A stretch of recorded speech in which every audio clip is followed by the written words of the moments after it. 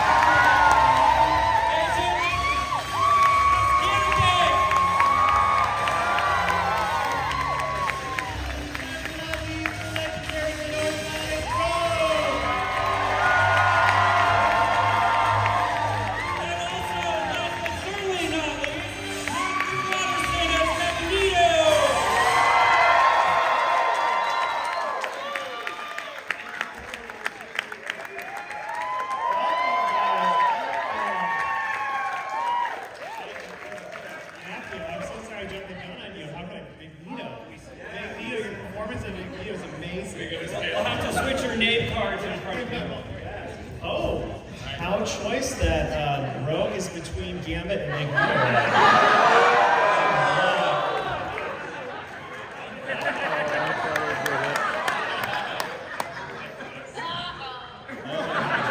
All right, guys, you guys know this show. It has 100% rating on Rotten Tomatoes. Highest rated Marvel project of all time. Television series of the year, and we are so proud to be here. Yeah, so let's get on with our questions. First up, I want to just say that the first X-Men comic book was released 60 years ago in 1963. Since then, there's been numerous iterations from the comics to the video games to the cartoons to the live-action films and the television shows. So to each of you, I want to go down the line. What was your earliest memories of the X-Men franchise? Jake, you're first. My earliest recollection is the OG Konami game. Yes! That's where my love of Storm started, because that power was dope, wiping them out. Colossus doesn't make sense. What is that? Anyways, but it was that, and then that, obviously turned me on to the OG show, X-Men in '92, and then from there I got into the Cochrane run, and then coincidentally into X Factor first. Then I went backwards. Because when I was able to afford to buy comics, then I settled with the Jim Lee run. So, yeah, that's my earliest story.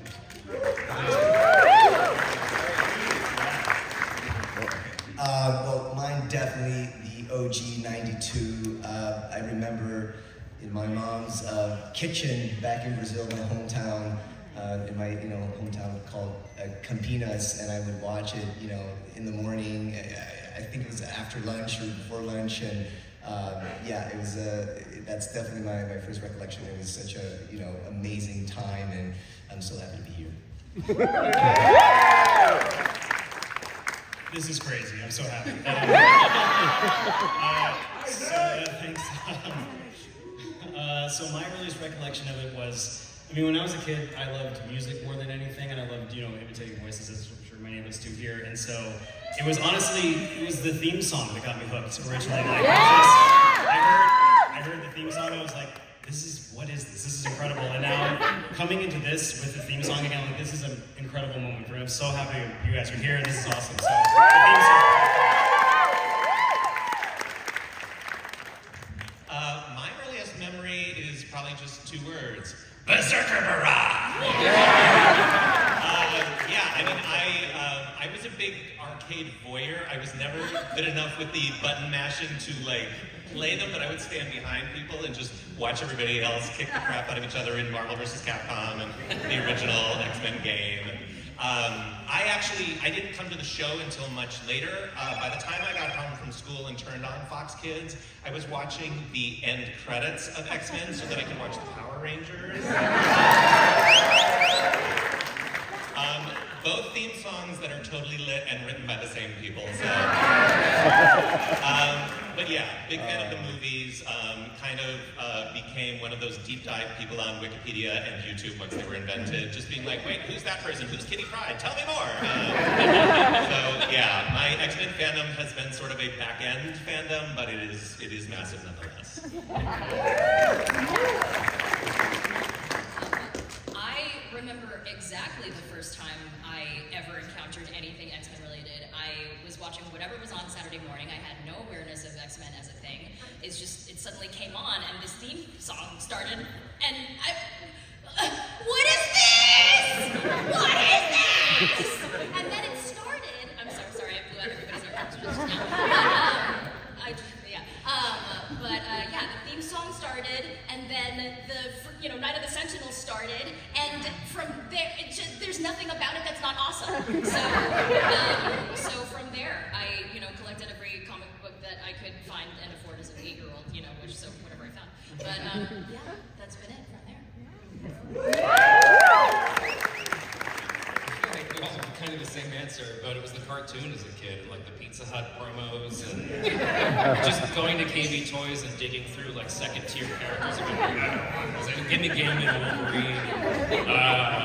But yeah, the cartoon, I mean, it blew my mind as a kid. I remember I've said this a few times now, where I would like throw cards and just hope, one of them would go anywhere, but just, and I would build my brother like a Cyclops visor and a brass, and we'd play the Sega game all the time.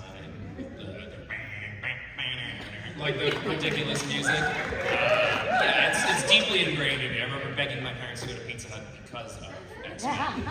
So, yeah. Wow. Did you get a mic? I think I get a mic. Hey everybody, how y'all doing?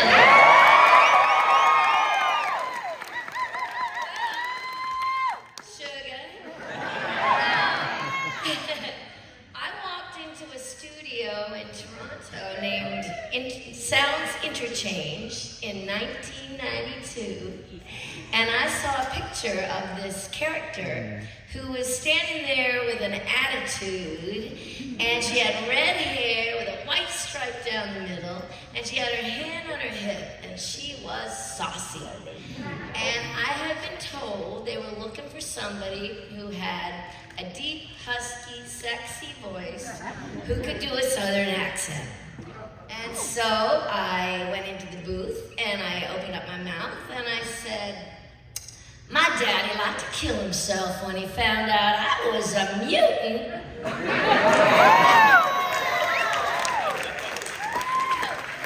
remember I had me a boyfriend when I was 13. Had me a boyfriend till I kissed him. Poor boy went into a coma for 3 days. And I heard these voices on the other end of the headphones in Los Angeles screaming like little girls, saying, that's her, that's Rogue, don't let her leave the building. And the rest is history, as they say.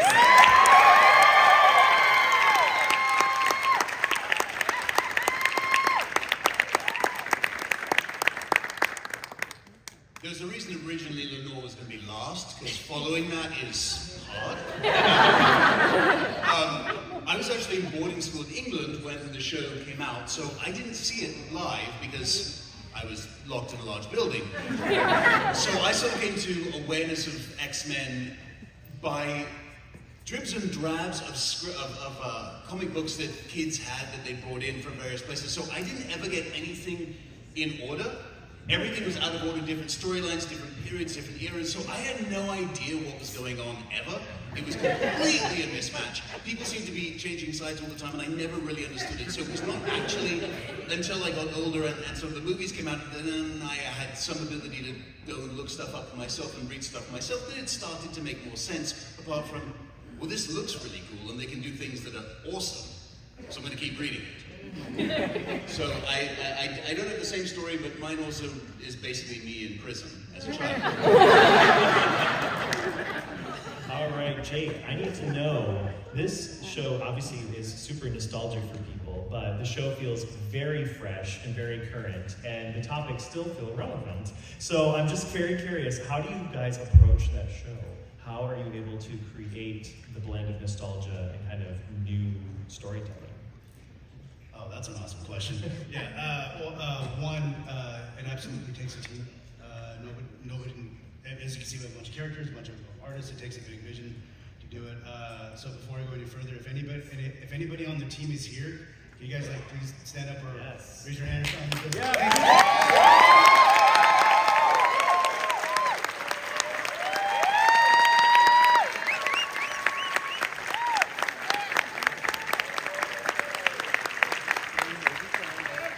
That's a big part of it. It's a team thing. Also it goes down into the vision, the Bible, the scripts from day one. From Bo DeMille's initial vision, and just luckily a lot of that of where the sandbox was going to be of the show, that was well decided before I was brought on board. So that was pretty good. But the term fresh but familiar, that's what I think one of the key ingredients of this is. Because that's the feedback that we hear from a lot of you guys, which is the point, was how does it feel so in tandem with the OG show, but also still feel relevant as of today? It comes down to everybody working in tandem together to tell the same story, to tell the same show, to make the same show. Understanding the core fundamentals of the X-Men, it always has been, always will be, and always should be an allegory for prejudice. When you take that away from the X-Men, it's no longer the X-Men. You can kind of put any sort of superhero team in that. But also the X-Men have a danger room. That's why they're dope. I just want to say it, the Avengers just wing that shit.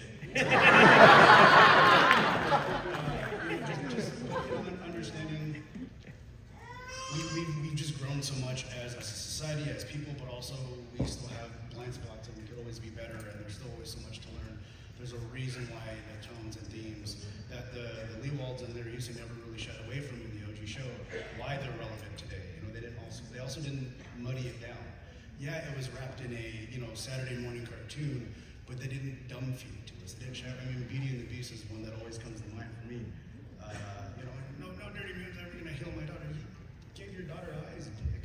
because Beast was a mutant, that was, unbeknownst to me as a kid watching that was my first foray into understanding. Oh, that's what prejudice comes down to. So.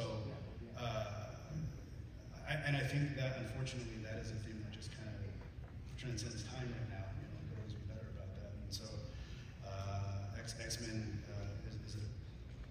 is an IP that just needs hard. A question,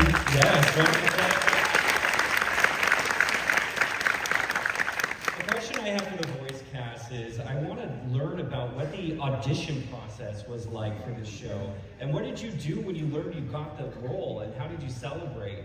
So, Guy, why don't we start with you? So I actually just learned this weekend that I think I came on board a little bit later, but I auditioned first in 2021. I think it was October. Everything is so secretive with Marvel, obviously, so I had no idea it was X-Men. I think I remember seeing Roberto, but I did not put two and two together. So I auditioned, didn't hear anything, as most of the audition process goes. I just, sent my audition to my agent. And then a few months later, in 2022, I think it was March or April, I get another audition, and a different name, said Elijah. But I think it was like the code name was the same, so I was like, I've already auditioned for this, and that had never happened. So I remember the sides, they were like very similar, so I auditioned again, and I completely forgot about it. And 2 months later, because I went back to the emails to get the I got an email from my agent, and it literally said, "Congratulations, Guy, you are a superhero." And I was like, what? What did I audition for? I have no idea. So I went back to my email. Without even reading the rest of the email, I just what did I audition? What was it? And so he was like, you're gonna be part of X-Men. I was freaking out. And I remember I was in New York because I was doing another project, and I was staying with a friend of mine, and I didn't know what to do because obviously it's so confidential. And I was so happy, and he was like, what's going on? And I couldn't tell him. Anyway, yeah, that's how it went down, and I was obviously extremely happy, so proud and so honored to be representing my home country, but also to becoming part of this incredible family, and this wonderful, wonderful team. Like Jake said, it's it's just like it's a teamwork, and I am very, very grateful and extremely blessed.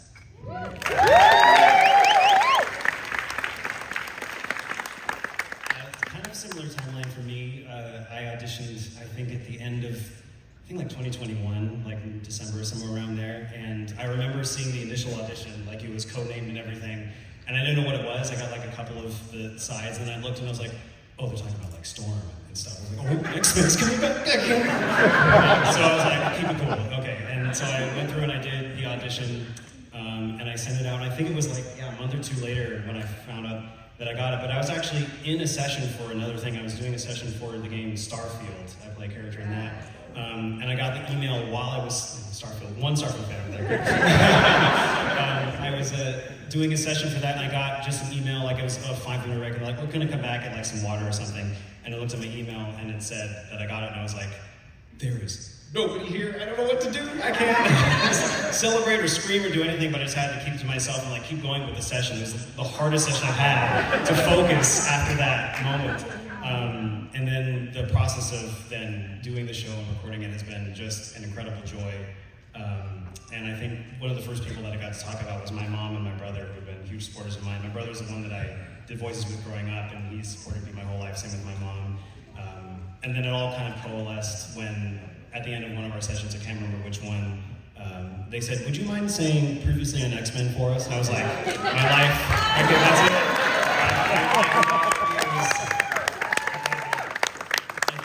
Our amazing director, Meredith, is here somewhere, and when she said that, I thank you for that moment. That was really defining.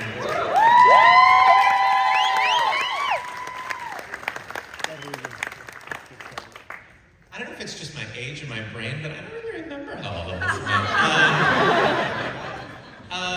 No,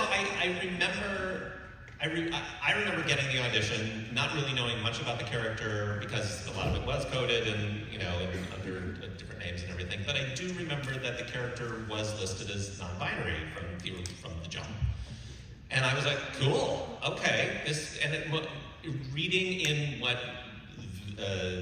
thinly veiled backstory I could read, I was like, wow, I really identify with his character and his story. He has a fairly traumatic backstory, but he covers it up with humor. He's very witty. He's the comic relief, and I think not only for me, but just sort of generally for queer people, there is sort of a very identifiable trope of pushing through trauma with humor. So that really resonated with me. I do remember, I don't know if it was a callback or if it was just that I called Meredith in panic, but I do remember getting some direction from Meredith somewhere along the way. And P.S., this is where I'm gonna gush for a moment. Everybody has said that one of the greatest voice directors of our time was Andrea Romano, who directed Batman the Animated Series. She's considered Meredith Lane is her successor.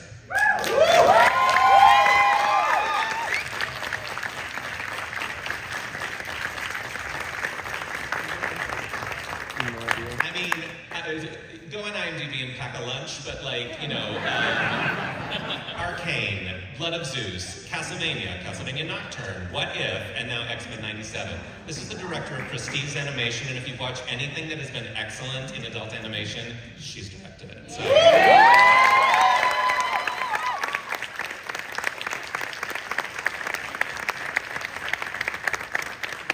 And I'd just like to make Meredith Lane cry. Thank you, bye.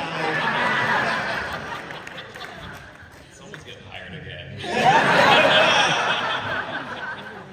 That's how he booked his next one. What was the question? Oh yeah, that's just. Same auditions coming through all the time through my agency. Thank you, Atlas Talent. It was just another audition, but it was under a code name and a code title. But the audition materials were clearly lines from Night of the Sentinels, so I recognized it immediately. I was like, yeah, you can code name all this all you want. I know exactly what this is. And at the time, they were looking for a voice match, so I was doing that, and then I spent a long time in my home studio booth, just sort of redoing it, listening back, and just being like, okay, does it sound enough like it, and also does it sound enough like with the acting? And then sent that in. I think there were two different excitement moments of as others have said, when you audition in voiceover, you sort of record your things, you send them in. It's like throwing letters down a well. You never hear back there's no feedback. So for all I knew, they had already cast. I don't know what was going on with it. Then I was actually on a road trip. I had booked a TV show, and I was driving 5 hours north of where I was because I'd been invited to some class for vacation. I arrived and I was supposed to do table reads for this other show, and I was like, oh, I gotta get online. I was late and all this stuff, and I also had this email sitting there that said, they'd like you for a test report. It was like, congratulations due to the voice match and your relationship with the show. So I was freaking out there, and I had to go do Zoom table reads and get cut off because rain or whatever. Then months later, I'm on set for this other show. We're in holding, holding's waiting, right? You're sitting around, whatever. So I'm doing this, and I'm flipping through, and I get this email, and then it says it's the offer, and I'm in holding. Everybody's quiet on their phones, and I go, oh my god! I do that. And then and everybody's like, what's wrong? What's going on? I'm like, nothing. Nothing. So I booked a job. I wanted. Thanks. So yeah, and then it's been nonstop freaking out over my good fortune ever since.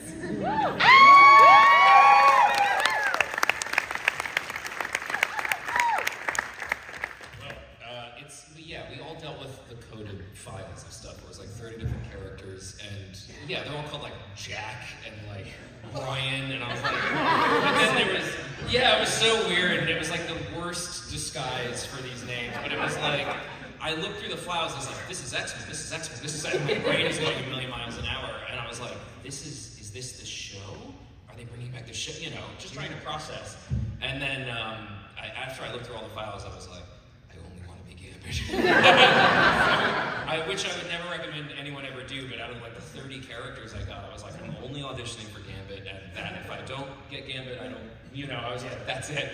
As much as I'd love to be anyone else, I was still just this is my guy.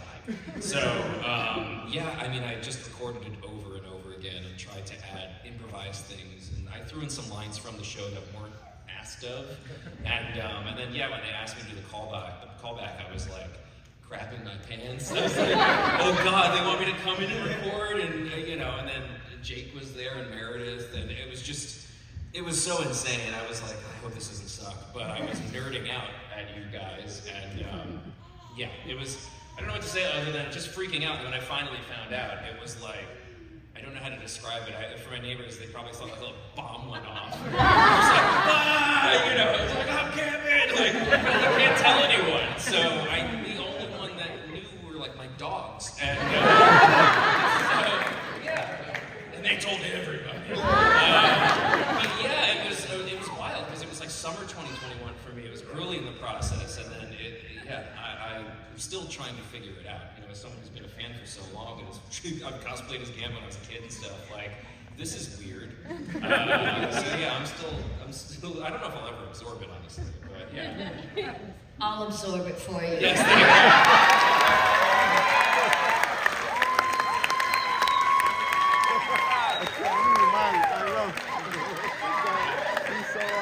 you.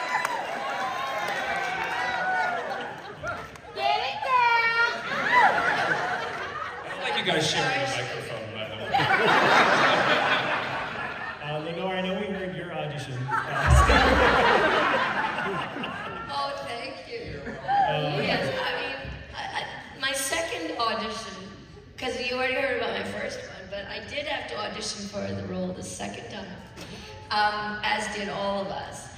But first of all, I gotta say, I'm so happy to meet all these newcomers who are so excited and such fans of the show. It's so nice to have you guys here. And, it's fabulous. I'm just totally stoked. We're gonna have so much fun. Yeah. So the second time around, I had left acting for 12 years to go into politics in Canada. Yeah, and I had been elected 4 times, so 4 continuous terms. And my last term was federal. I was state to begin with, like provincial on the state level, like a congresswoman, and then I went federal. And I was working with Prime Minister Trudeau and stuff like that. So, you know, I had just lost my 5th election. So I'd won 4, and then I just lost my last one. And we just had the pandemic and a mass shooting that was awful in my constituency. And my little niece, my sweet little niece, who we had actually adopted from China, Maya, had contracted cancer, and she had just died at the age of 17. Yeah, so I was pretty devastated, and I didn't know what I was going to do with the rest of my life. I was kind of like, okay, universe, what now? You know, what do I need to do? Where do I go? And suddenly I got this message that Disney was trying to find me. And I was like, yeah, right. I'm like, yeah, sure, right? Tell me another one. But I said to the friend who had emailed me, yeah, no, actually, they want to find you. I'm like, okay, well, if it's real, give them my phone number. And Meredith called, our wonderful casting director, and she said, yeah, actually, we'd like you to audition for this new show. I don't know if she told me, I don't think she told me right away what it was. She said, but we'd really like you to audition. Do you mind if we send you like some lines to record and send us back? And I was like, sure, no problem. So she sent them to me, and again, it was a character name, like, it was probably like Sally or something like that. It was some weird, yeah, it might have been Maria, yeah, that would make more sense. But I read it, I was like, oh, this is rogue. These are lines that I've already done. So I was like, okay, well, I guess I'll just do rogue then.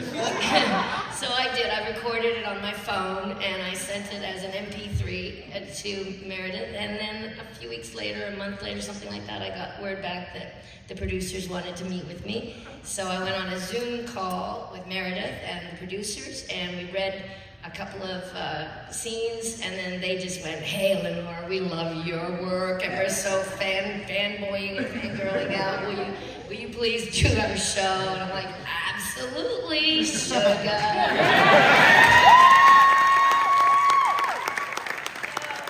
So the universe works in mysterious ways, and my advice is just hang on. Life is a roller coaster. Just hang on.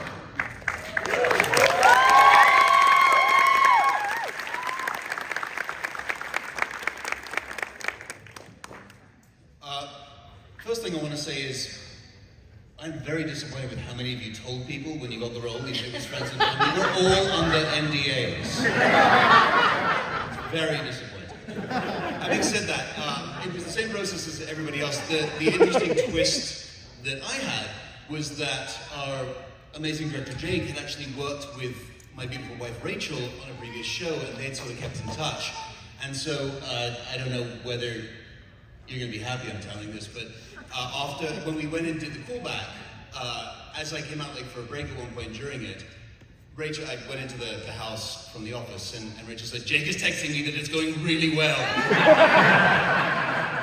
I said, okay, great. I'm going to try and go back and not cock it up.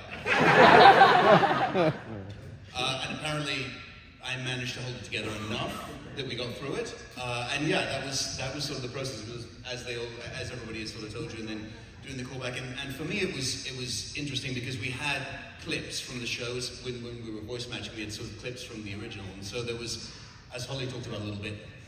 Okay, how close can I get to this person? And also, how close can I do without losing the ability to make my own choices? And so that was kind of the dance to do. And then, fortunately, Meredith was wonderful about saying, you're close enough here, now just do what you do.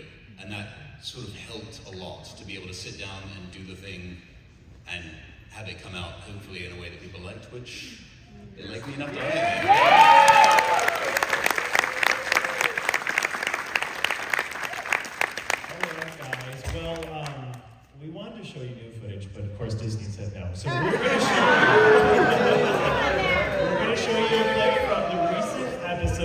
that came out, Fire Made Flesh. You might have seen this on social media, but we want to celebrate these performances of these actors on stage at least with one of them. So let's put up the Fire Made Flesh clip. The sort of major villains in comics and in superhero stories and things like that, he's the one who, it is unquestionable that his motivations are good. Like he's not out for world domination, for his own power, for fortune, just because he has some weird narcissism complex. He is just fighting for the survival of him and the people like him, and he has seen what happens if you keep giving an inch.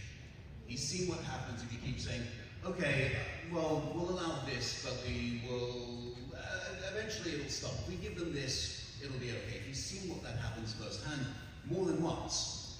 And so, somebody like that who happens to also be so powerful that he can single-handedly protect everybody who he wants to, it's this amazing push and pull of, at any moment he could just decide, I'm gonna stop everything in, you know, in the world. I could do this, I could do that, I can destroy everything, I pull all the metal out of everything you own, and it all falls apart. Like I could pull every building down. And somebody who has that ability, who has the part of his mind that's saying, you've seen what happens if you don't stop this, stop it, and is yet able to go, okay, maybe my friend is right, maybe there's a way around destroying everything, but you guys need to keep in mind that if you screw up, I'm going to go back to what I was going to do.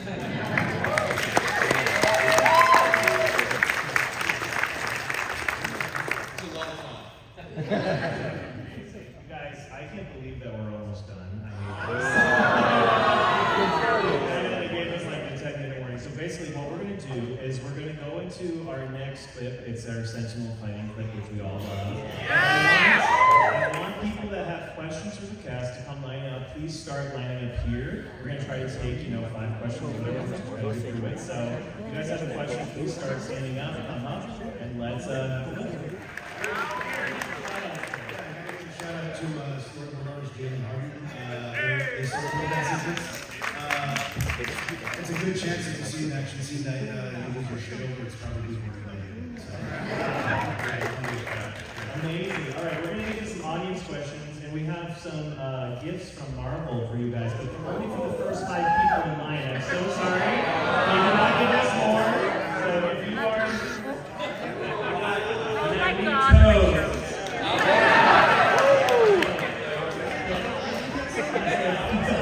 So come see us at the stage as soon as you ask a question. Are you first, sir? Go ahead and ask your question.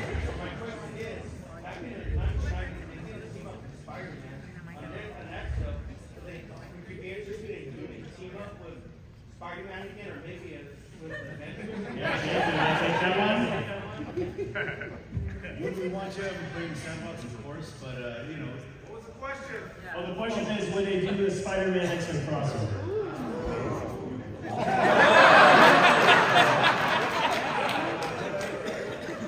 Look, at the end of the day, you gotta talk to Sony about that stuff. You gotta ask them if they want to share the character. It is dicey, but it's always fun to just go back and rewatch stuff. As the season goes on. For science fiction, maybe. So yeah, thank you for your question. It's been known to go back and watch those crossover episodes of Spider-Man animated series. Go back and do that. Please, your question. Hi. So, Isaac, sorry you gave me this idea, but I was wondering if everyone could go down the line in their character and I'll say previously on That was mine, by the way. You sure did. Previously on X-Men. Previously on X-Men. Previously on... Oh, I'm sorry, I'm doing the wrong person. Previously on X-Men. Previously on X-Men. Previously on X-Men.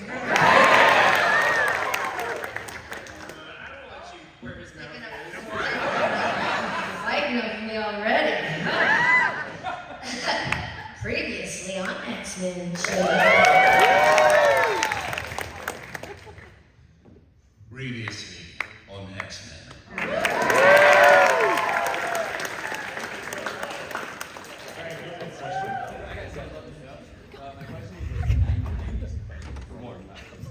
In Night of the Sentinels, why did Mork tell Wolverine to move out of the way when he got blasted by the Sentinel? When Wolverine can heal. The question is, why did Morph push Wolverine out of the way in Night of the Sentinels when he knows Wolverine can heal from the blast? And JP, I guess, Well, as somebody who was alive in the 90s, I guess that's my own contribution. I'm going to chalk it up to that when you have a special friendship,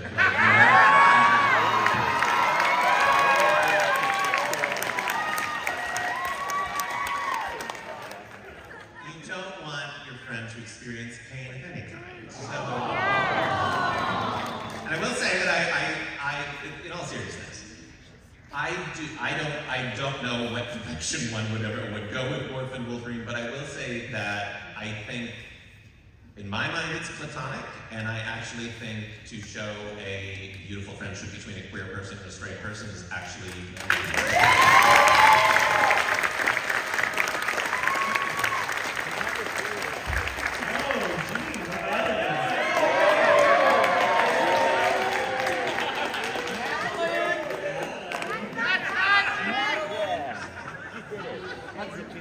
There's a lot of new ones for me on the show. So I was just curious what everyone here, like who's your ship? Like who do you ship? Rogan Game. the question is two characters are they shipping? Sorry, go ahead, Jake. Oh, I'm just starting shit. I just said Rogue Magneto. Can I fire you? Does it work that way? Wait, no, it doesn't work. My real answer would be Fortune Storm. Anybody else?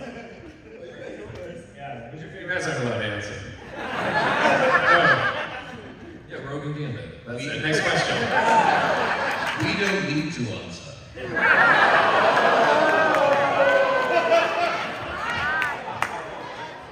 I'm just going to say Morph than anybody.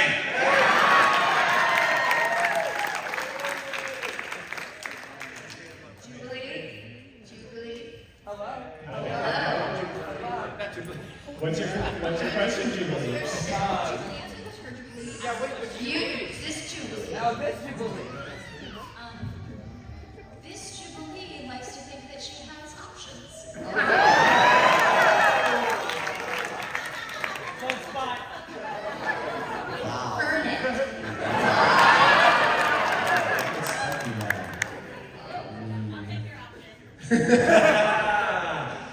I mean, Roberto, you know. I won't say anything. He's running hot for really rich. He doesn't even say. Don't forget single. Alright, let me get your question. Okay, well, since somebody already asked my, we already previously on X-Men, I have another one. But I do also want to ask Jake, do you do it in your best voice? But then my actual question is, if you were a mutant, what superpower would you hope that you got? Jake, give us the previews to the next one. In Nightcrawler voice. You do a good Wolverine, I heard. Oh, shit. Previously on X-Men.